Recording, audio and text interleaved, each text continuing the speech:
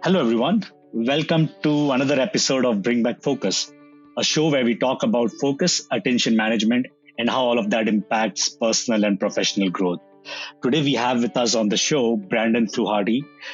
Brandon is VP of Strategic Account Solutions at LivePerson and also the founder of Be Focused, Live Great. I got to know about Brandon, when I was on LinkedIn. If you're on LinkedIn, chances are very high that you know Brandon. He talks a lot about intentional selling. He talks a lot about focus selling, and he talks a lot about how do you get big deals by being more intentional and doing less of hustle. So without further ado, I'd like to welcome Brandon. Brandon, welcome to the show. Thank you so much for having me. Thank you, Brandon. Thanks for joining.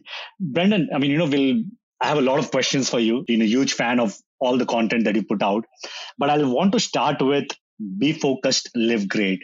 Just how you want to talk about that. What do you do? What is be focused, live great? Yeah, absolutely. It was really born during the pandemic, as it was something that I've been thinking about for a long time.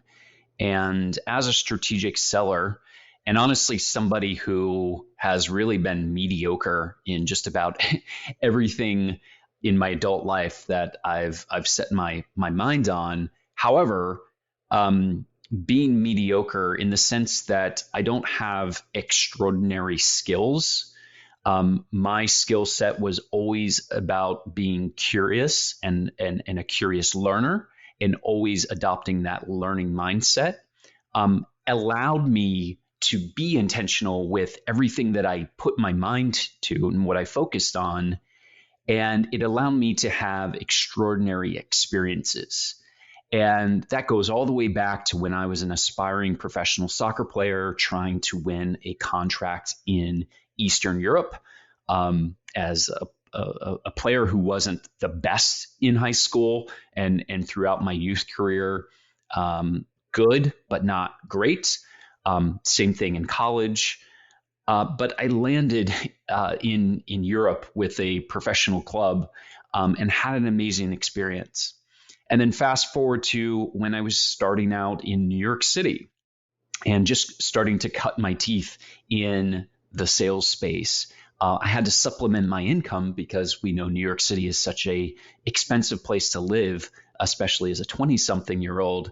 So I taught myself how to DJ, and wasn't, again, the best DJ, but I learned enough to be able to generate income, a side income, so that I could pay my rent. And then as I grew in sales and climbed the ranks from being a small and medium sized business seller to mid market to enterprise to eventually strategic sales, I've never said that I consider myself the best salesperson. I'm very public in saying that actually there are much better presenters, there are much better public speakers, there are much better negotiators that I work with today and in my career. But what I'm good enough at is being a playmaker or a quarterback. I'm a very good generalist, but I'm a specialist in my outcomes, which is, again, designing these amazing experiences, not only for my prospects, but in my own personal life. And so I've been thinking about, the past 15, 20 years of my life, and how can I help bring this sort of intentional way of operating, something I call like a personal operating system, so that others can elevate their life. And as you see on LinkedIn, I'm really focusing mostly on the sales industry right now, particularly those of us in SaaS, because that is most germane to me over the past few years. And so that's really where Be Focused, Live Great came about. It's not about specific sales techniques or tactics. It's more about diving into how you can intentionally live and divert your focus into the things that are most important to you so you can live an extraordinary life. That's amazing. Brandon, there are so many like I wouldn't say parallels, but I can relate so much to you. Just to give you my background, I studied physical therapy in India. And, back then I didn't know what to do. I was I was doing well for myself, but then I didn't want to continue physical therapy. So I moved into, I did my MBA, and then I got a sales job. And I was listening to your podcast also, and I was a very introverted person back then. Even I consider myself introverted even today, but not as much as I was back then. And I always used to feel threatened. And when I made the move to New York and I got my first sales job, there were times when people were not able to understand my accent. They were not able to even understand what I was saying. But I remember one thing that, if I put my effort and if I work hard enough, if I work with an intention to get over that, I think I'll be able to make a mark for myself. The reason I'm sharing this is because I could see so many people. You were a football player, you were a DJ, you're now in sales. Both our journeys talk the value of nonlinear career, but also, how you use intent and focus to drive some outcomes in your life. I loved your story. Thank you for sharing that. Yeah, and that's a great story as well for your own backgrounds. And I think it highlights a really key point, which is life is not linear. And that's almost the beauty of life, is because it's not linear. There are so many stories and experiences that we can gather and lessons that we can gather from that type of journey. However, the way we're taught in most disciplines, including sales, is that our planning and our goal setting is linear. And we just know that that's not the case. I mean, all we have to do is look at where we are today and the past 2 years of a global pandemic that has completely shifted the way we live, the way we work, the way businesses are run, and how we interact with one another, politics, and so much more. And so I think it's really important that we start to unpack these different ways of thinking and these different ways of operating that more align to this nonlinear approach to life. And I think you bring up a great story. It does come back to focus and intention. And that is really my mission over the next several years is how can we elevate the career path of not just sellers, but anybody who is aspirational in this knowledge era, who sits down in front of a computer. How can you develop a mental model or frameworks to operate in a way that helps you to bring together all those important things in your work and your life, work-life integration, so it's all in harmony? Great. And we'll dig into those mental models in a bit. But, let me start with focus. The intent of this podcast, it was created when I had my own struggles with focus. Back in the days, you could give me a book, or we could take a book, sit in the corner for hours, read a book without really getting distracted. Today, it's difficult to stay focused for a half an hour Zoom call, right? So I think 3-4 years back, I personally faced the struggle. I couldn't complete my work. You know how it feels when you're not focused. You are doing shallow work. Question to you is, when did you have a moment in your life when you were that? And if you made a move, or how did you realize the value of focus, and what steps did you take to become a kind of a person who works in a deep focus mode, or who engages in deep work, and who works without distractions? How did that shift come around? Yeah, Dipesh, that's a great topic and something I really love talking about, because I don't think it's one particular moment. I think I can highlight key milestones throughout my career, but I've always been, as also an introverted person, and like you, being introverted and socially anxious in my teens and during university and even early in my career. It was something that I thought was, I thought I had something wrong with me, and it was Yep. stifling. But I've learned to love to be an ambivert, and I've learned to turn my introversion into almost a superpower, and that just really comes through experience, I think. But I've always loved flow state. I didn't know what flow state was.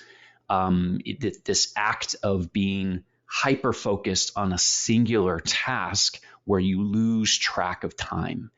And that can almost be intoxicating. So whether it was playing soccer, football, whether it was DJing, whether it was engaged in a highly strategic account pursuit, those moments when I almost lost track of time and can lose myself in the work, those were those moments I always look back and I always ask myself, how can I repeat those moments?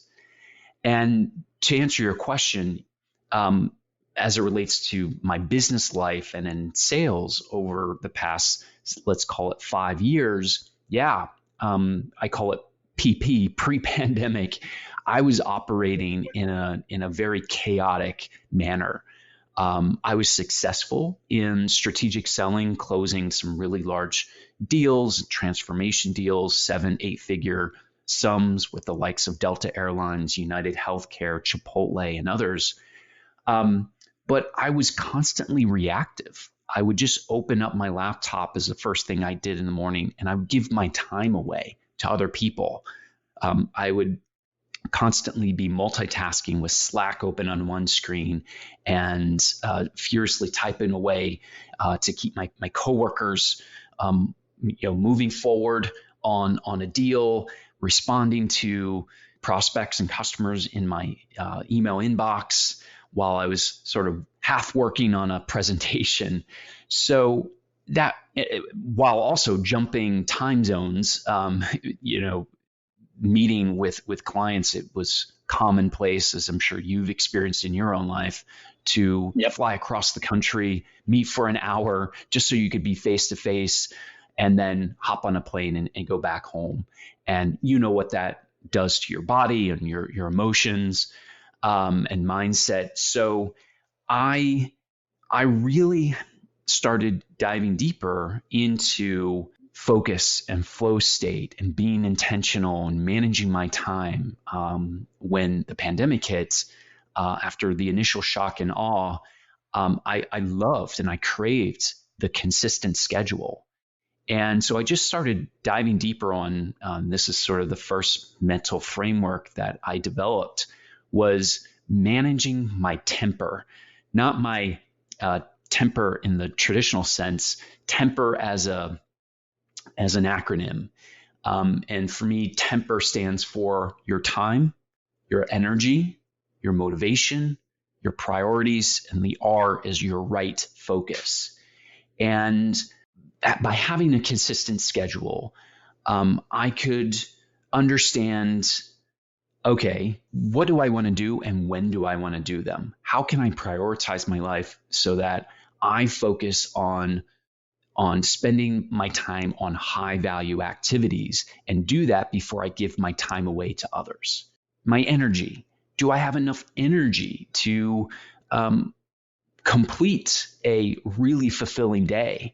And so I really started to monitor my sleep and my sleep debt and how much energy potential I had in a day. And how can I manage that? Because you could have all the time in the world, but let's say if you're sick or you're not feeling well, right? You're not going to have the energy to execute on those things. So time and energy are those really, really precious resources that I needed to protect. And then I just constantly ask myself, what motivates me? What kind of accounts do I want to work on as it relates to strategic selling? Or what are the things that I want to accomplish in my life, like writing a book or creating or being a known creator on LinkedIn? And how can I, prioritize those things? So that gets into the P. How do I prioritize the things that motivate me?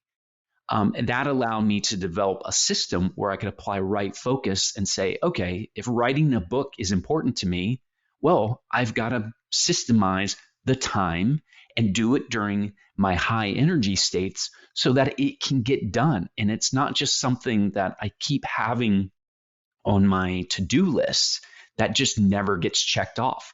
I needed to do it, take action, and make it a part of my day. And so that's really what I've been up to over the past 2 years since the pandemic hit. And it's really been because I have the ability to be intentional with my schedule. And now I just feel like I can systemize both success and satisfaction by living in this very deliberate and intentional way. That's amazing. Brandon, I must say, all your acronyms are so amazing, right? I've noted down Temper. I know PrEP. I know DFC. I know the 7 steps. So I think those are amazing way to remember some of these concepts. Yeah, I appreciate that. And I think it's just on that note, real quick, why we're bombarded with acronyms, especially in the sales space. And that's not the intention. But I've really come to the conclusion recently that playbooks are really designed by folks who want to satisfy the author, in the sense that most people who design playbooks may not necessarily have the experience of actually doing that very thing that they write about. And this happens a lot in sales. RevOps design playbooks when they aren't necessarily the ones sitting across the table from C-level executives trying to get really large deals done. And so I wanted to really not fall into that trap myself. And so what I've really been bullish on, particularly over the past few months, is designing ways to help myself first. And then once I've learned myself, helping others that I mentor and I advise on, it's not about following orders, which is really what a playbook is designed to do. It's really about how can I make decisions? How can I solve challenges?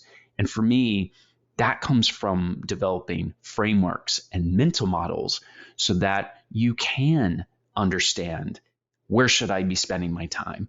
How is my energy being used or depleted, or what's giving energy, what's taking energy?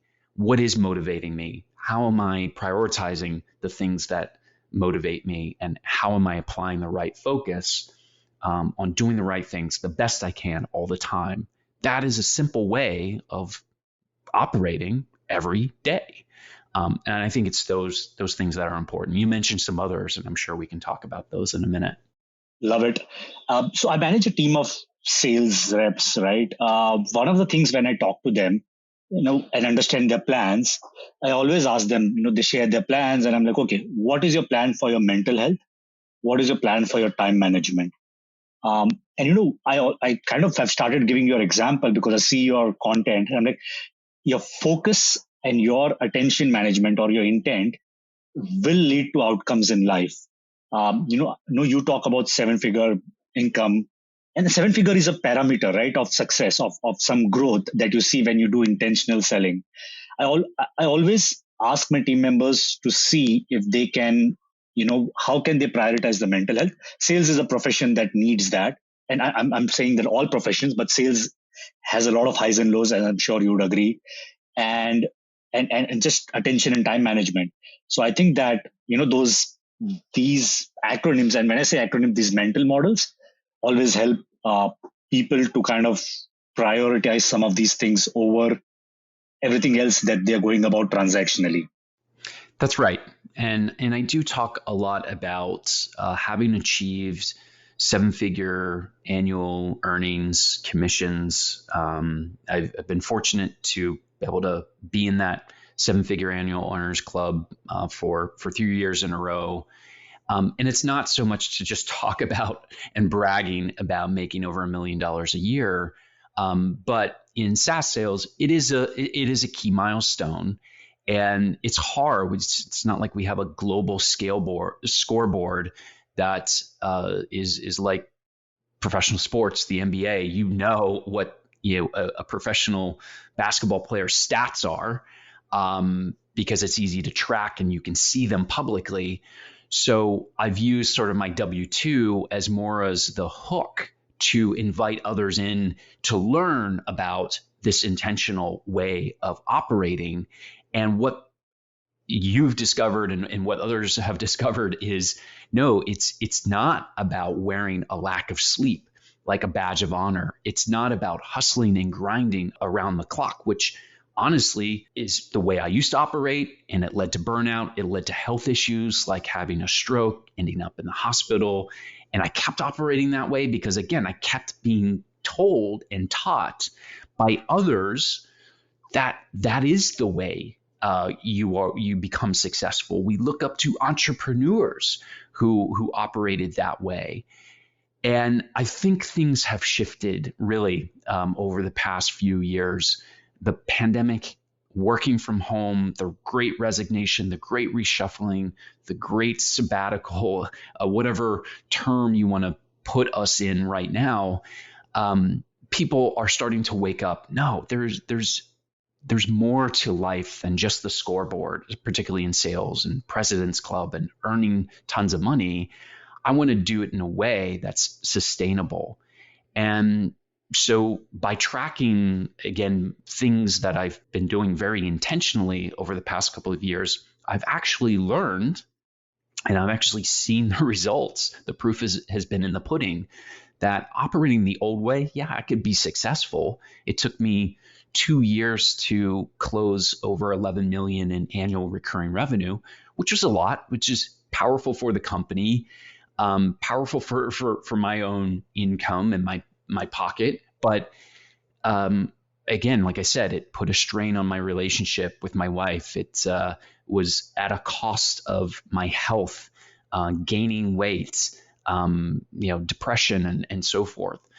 But operating this new way where I actually prioritized my health, where I actually optimized my day around low sleep debt, high energy, high mood and satisfaction, completing my personal intentions of exercising, meditation, and so forth, writing and showing gratitude, sharing my story on LinkedIn. Ironically, I accelerated deal cycles.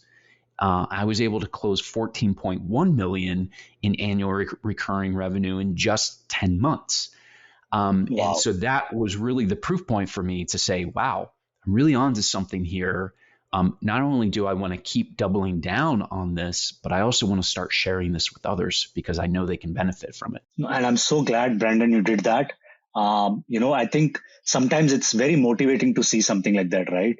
And it's also a lot of us are trying to figure out a way, and it's always very good to see some kind of proof point and see how things like this can impact your outcome. So thank you for sharing that. Now what I want to do is want to move into, you mentioned personal operating system. Want to get deeper into your personal operating system. What are the key things involved there? If you could shed some light on your operating system and what do you mean by personal operating system? Yeah, sure. So I started tracking things, like I said, when the pandemic hit after the initial shock and awe. I started doubling down and measuring things around my health. I started reading a book called Deep Work by Cal Newport. And it really opened my eyes to and solidified a lot of things that I already knew and wanted to better implement as well as articulate. Another good book at the time, I read Atomic Habits. So this idea of skilling myself up through deep work and focused work. And then I really wanted to understand like where my time was going. So I really started tracking, okay, what am I actually doing in a work day? How much time of that is going to others in, say, meetings? And again, this is back when we were in, folks still continue to be on back-to-back Zoom calls and that Zoom fatigue. I wanted to really understand, is there an optimal amount of time I should be on meetings and not? And then overall, like satisfaction. So I call them the 4 S's. The first S is my sleep. The second S is skills. The third S is strain. And the fourth S is satisfaction. And so what I did is I created a simple Google Sheet, and I've been tracking the four S's: sleep, skills, strain, and satisfaction. That leads to an overall success score that I call my Thrive score. And so here's what I do. Every morning, I have something I call my daily start routine. It's essentially a warm up. And this goes into another acronym that you pointed out called DFC. And DFC stands for discipline, flexibility, and curiosity. And the way I sort of structure my workday, because I view a single workday as the single unit of success across a year. And the idea, again, taking from somebody else, James Clear, the author of Atomic Habits, that if I could get just 1% better every day, well, that's going to make a massive impact. In fact, it's quantified. If you get 1% better every day, you're about 37 times better than where you were. If you don't, if you're not intentional and you're not getting better, well, you essentially stay at zero. And so I wanted to understand, well, how can I get better across the four S's with my sleep, my skills, my strain, and my satisfaction? So sleep, I measure every morning as a part of my daily start routine. And I try to be disciplined with how I start my day, like a world-class athlete, because they know how to warm themselves up. Think of the Olympians right now at the Winter Olympics in China. They know how to get themselves warmed up, ready for intense training or competition. So I want to be like that at the beginning. And in the middle, I need to be a bit more flexible. Why? Because I can't control everything that's happening in the middle of the day. I might get pinged from my CEO, or a customer comes in with an issue due to a platform outage. I just can't control those things. So I need to be a bit more flexible. And I like to think of myself as like an improv comedian or an artist, because an artist knows how to pivot when needed and can get themselves back in the moment so that they can calmly react and handle the situation. And then at the end of the day, I need to be curious, more like a scientist. And so that's when I'm measuring my skills, strain, and satisfaction. And I'm just using data, not emotion, to look back and reflect on the day of how did I perform. So going back through this tracker across the four S's, I measure my sleep through a wearable that I use, Whoop. There are others out there, Fitbit or Ring. You can even use your Apple Watch. But I really want to understand my sleep amount, and something that Whoop has called a recovery score. You can either be in the green zone, the yellow zone, or the red zone, based off of how much maybe effort you exerted physically yesterday, as well as your sleep. So I want to look at those scores. And then I look at my sleep debt and my energy potential. And I measure those things from an app called Rise. It really clearly does those two things very well. It shows me how much sleep debt I'm in and when my natural circadian energy levels and dips are.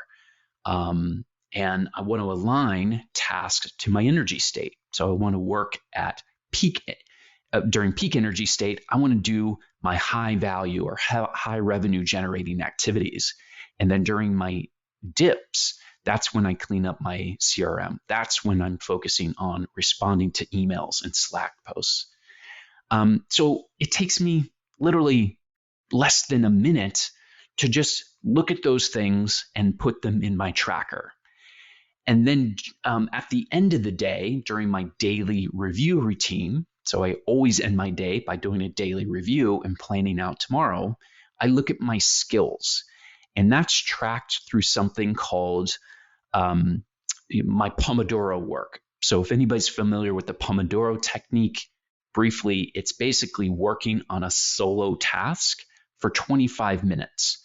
So I track things like my strategic work. It could be research on an account. It could be developing a proposal, developing a presentation as it relates to sales. And I have a timer that lives on my phone, lives on my computer. And basically, it's a very simple concept. I set the timer, I remove all distractions like emails, social notifications, turn my phone on focus mode, and I just do that task for 25 minutes. And if I can't get the task done in 25 minutes, we'll do it another timer. But before I do that, I take a break for 5 minutes. And so the Pomodoro technique is you focus on something for 25 minutes, take a break for 5 minutes, and literally step away from the computer, maybe walk outside. Again, not checking email, not checking your social notifications, keeping yourself in a good state, but maybe filling up the water bottle, using the bathroom, whatever you need to do, then come back and focus on that task, set the timer, hit the button, and just do that important work that you've defined for yourself as important for another 25 minutes until it gets done. And then I measure my strain in two ways. Very simply, how much time did I actually work today? And I use something that's really fun to actually use. It's called Timular. And it's just something that lives on my desk, and I can flip this little dice around, telling me, like I have it right now, on meetings.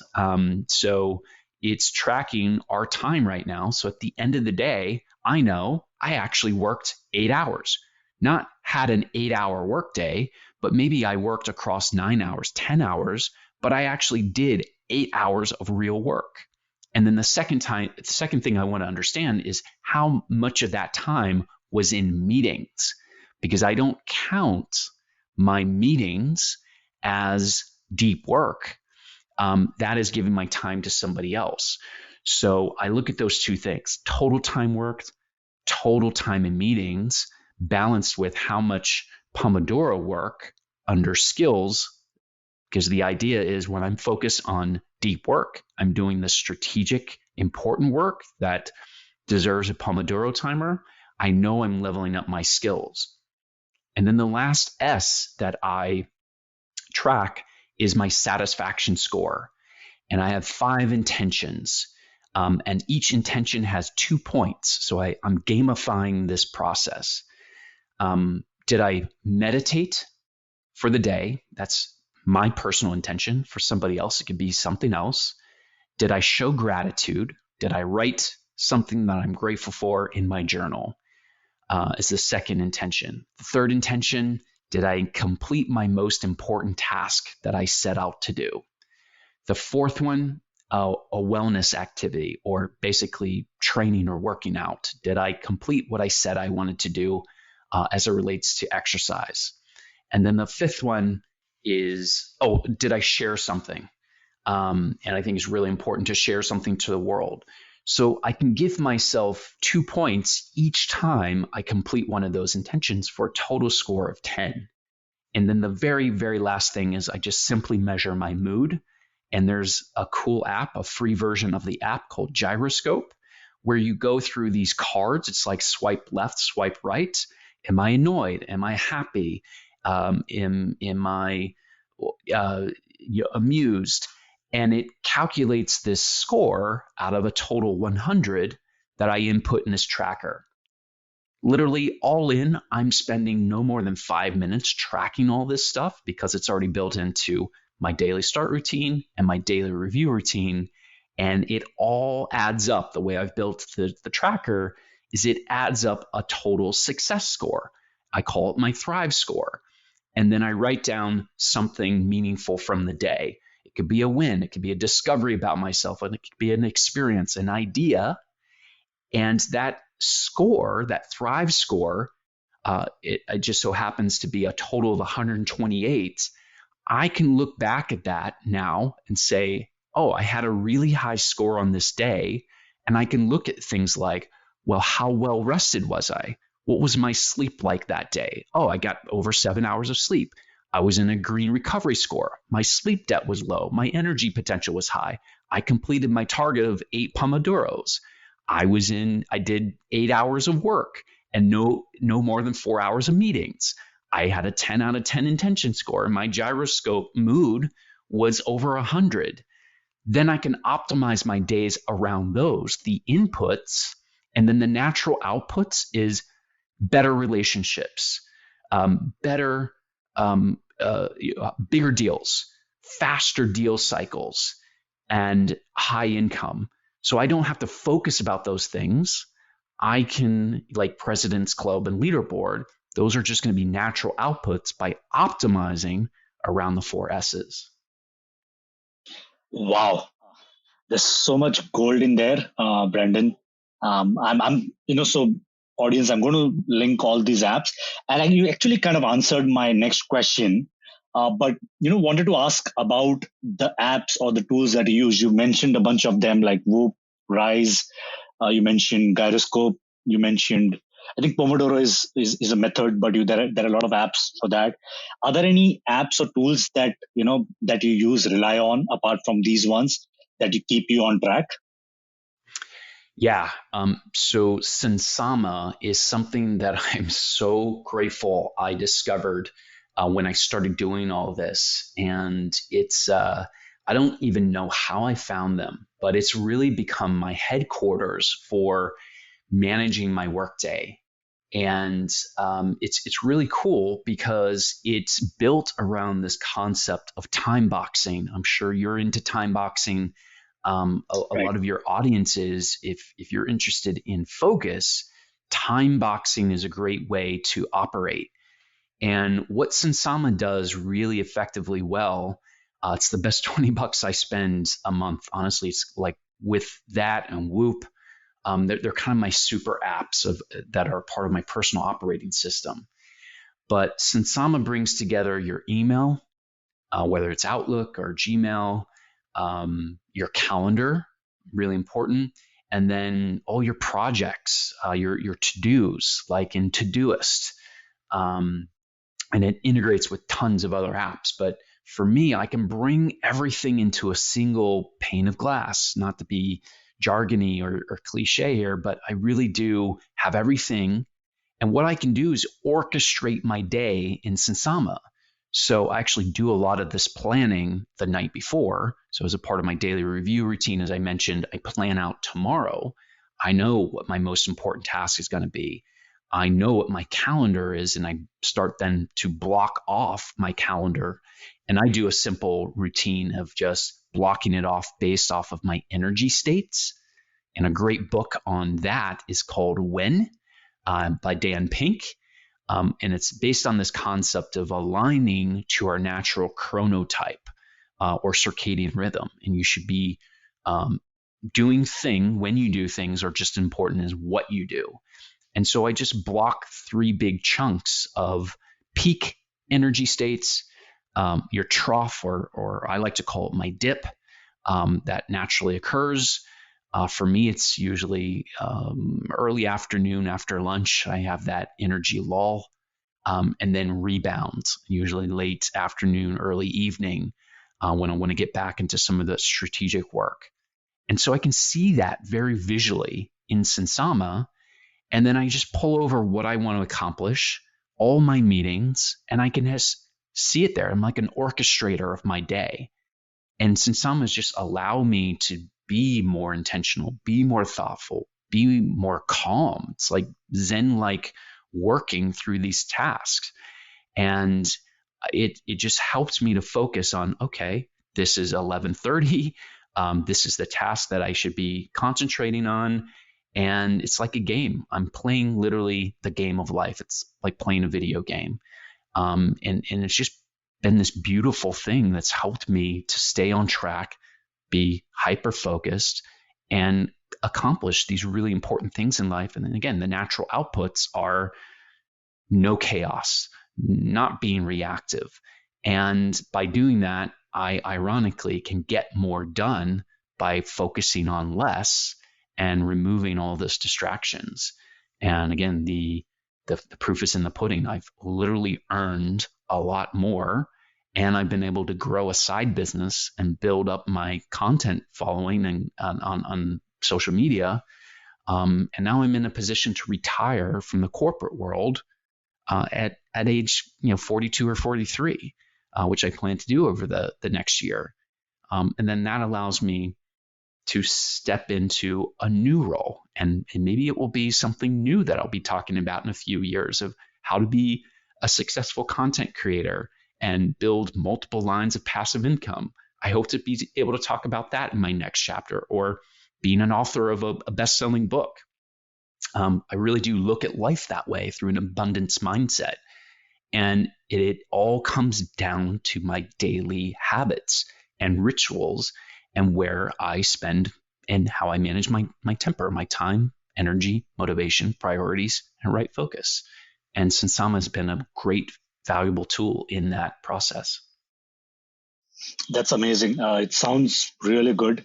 So I'll definitely try that. And some of these apps or the tools that you mentioned, I'm definitely going to try that.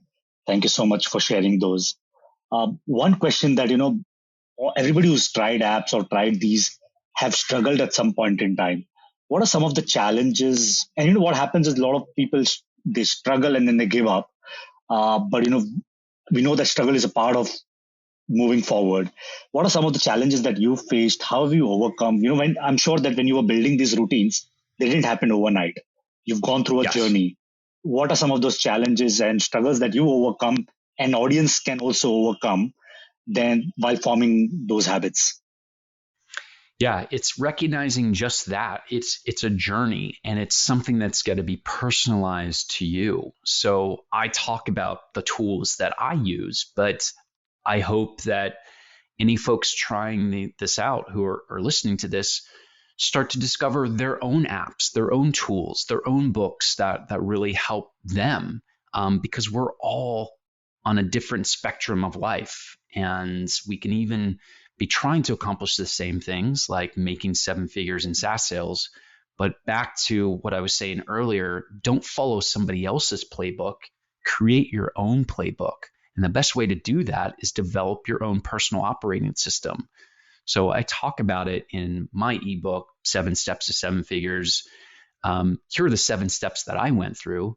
Here are the tools that I use, but you need to, embrace them in a way that works with your life. Integrate it in a way that works with, if you're a parent or if you're young and single.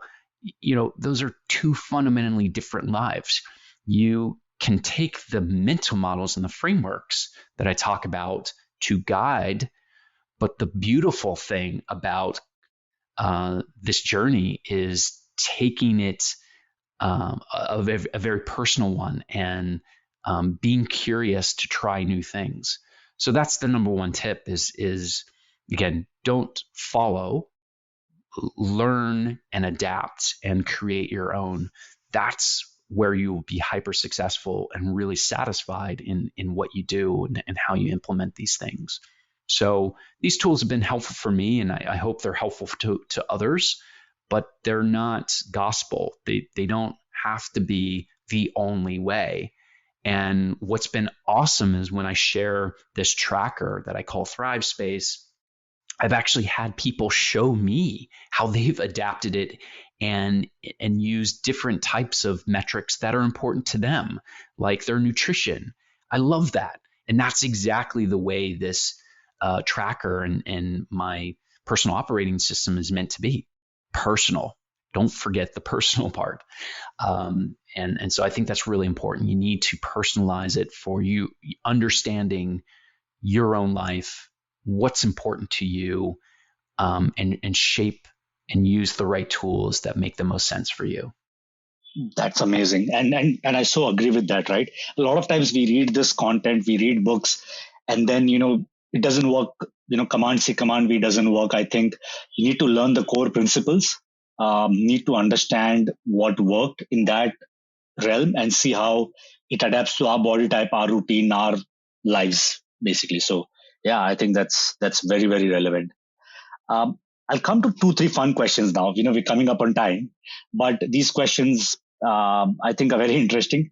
Question number one is, how do you describe your relationship with your phone? Uh, yeah, it was once a battle. It's now something that is a tool for leveling up. I think it's very interesting. Another great book to read on this topic is Indistractable, and Hmm. Ayal, who wrote the book, talks about um, the our smartphones can be either a source of great productivity or a source of sucking our time and energy. And so I've been, again, very intentional about designing my phone in a way that it serves me, it doesn't hinder me. So I've turned off all social notifications. I've only turned on VIP notifications for my email. The way I've designed not only my home screen, but screens in subsequent flows are done in a really intentional way, using these tools that are important to me and surfacing up the information that I know won't pull me in. I won't get tricked by the algorithms to want to give away my time to this really um, sort of content that just pulls you in and doesn't let go. Unsurfaced those traps and try to avoid them as much as possible. Is it perfect? No, but it's a lot closer to leveling up my life than it is to keeping me static or still. Great. I love the term VIP notifications. I'm going to, that, just using that kind of puts you in a different mindset of what notifications you should allow. So thank you for Yes. that. What is that one decision, or it may be two, you took in the last, let's say, 6 to 12 months that has completely, you know, that has been the most impactful? Like anything that you can share, one or two decisions that you took in the last 6 to 12 months. Um, One big one, and then I think one simple one that I'll highlight. One big one is taking the time, and this is a great thing to do every year, particularly heading into a new year or just after a new year. This is a great time, January, February, to sort of set your plan for the year, not around goals, but a theme. And I underpin my theme, like for this year, my theme is leverage the high value activities. And that to me allows me to not focus on, again, on the outcomes that are impossible to track against, like earning a certain amount or being top of the leaderboard or president's club, things like that. um, by focusing on my theme, then it forces me to design rules and operating principles that help me. And I have aspirational principles like always be transparent, always be authentic. That allows me to make decisions on hard things. And then very simple things. And this is sort of one thing that I've discovered about myself that's really valuable, which is don't consume caffeine after 12 p.m., for instance.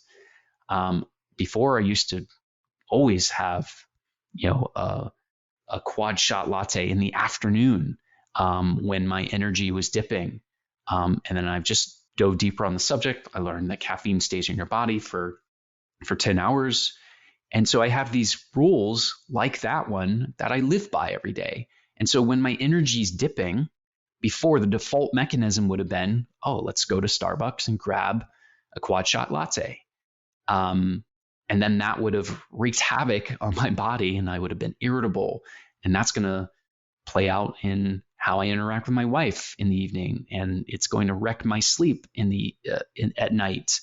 And that's going to set me off course. And it starts this downward cycle.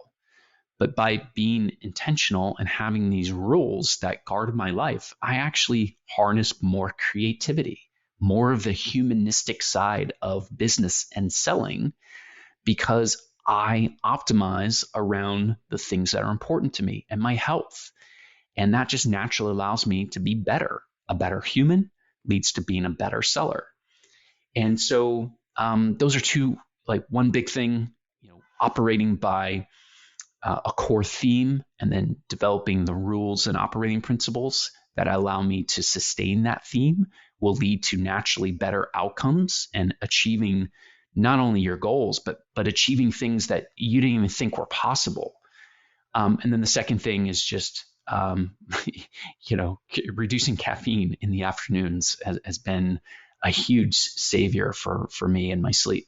Yeah, I like the second one as well. I was listening to, I don't know whether you listen to this podcast, Shubhaman's Lab podcast. I've learned a great deal about our body and my body using that podcast. I think it's an amazing resource. But yeah, he mentions specifically about having caffeine at certain times to avoid. So yeah, I can completely relate to that. Yeah.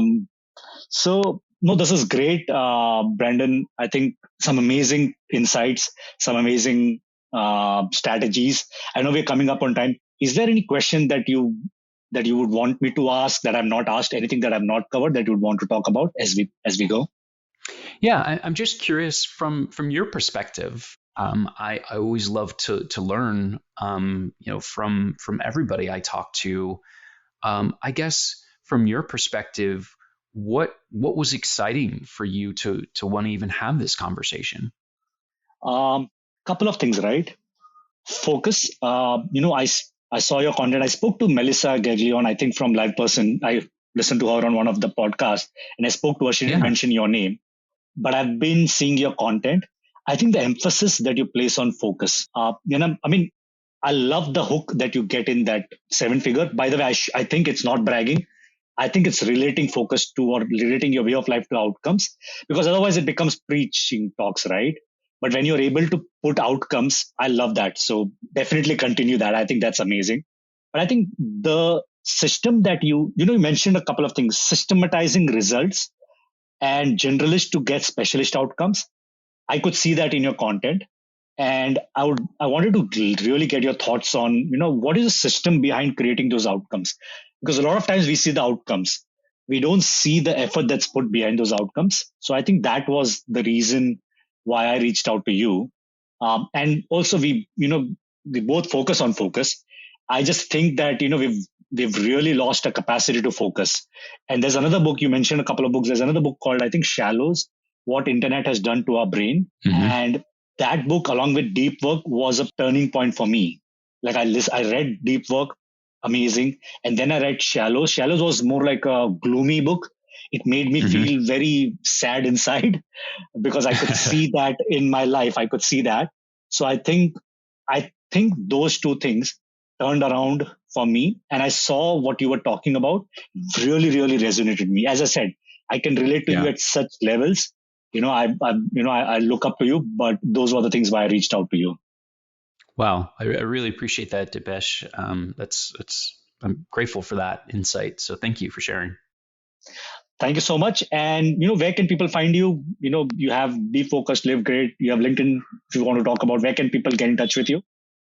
Sure. So obviously LinkedIn is where I spend the majority of my time posting content every day. I am hyper responsive to everybody who posts. So best way to follow me is on LinkedIn. And then go to brandonfluharty.com, and it's a very simple website right now. It's going to get more interesting over time. We have a lot of exciting things planned for it. But you can simply put your email address in, and you can start to receive the Be Focused, Live Great newsletter that I put out twice a month. And I talk about what we were talking about and in great detail, deconstructing how I earned 7 figures operating in this anti-hustle way. And anybody who is a part of that newsletter is going to get a copy of the 7 steps to 7 figures, the system I use to earn 7 figures without burning out. It's going to be an ebook. It's really a workbook, very comprehensive. And that's going to be released here in the upcoming weeks. And anybody who is a part of that will be able to get that at a discount before it goes live to the public. So 2 very simple places: follow me on LinkedIn and go to brandonfluharty.com and input your email address. Thank you so much, and definitely do that. I've subscribed to your newsletter. I look forward to receiving some awesome content. Thank you so much, Brandon. It was a blast. Thank you for sharing all the insights. Absolutely. Thanks again for having me. Thanks.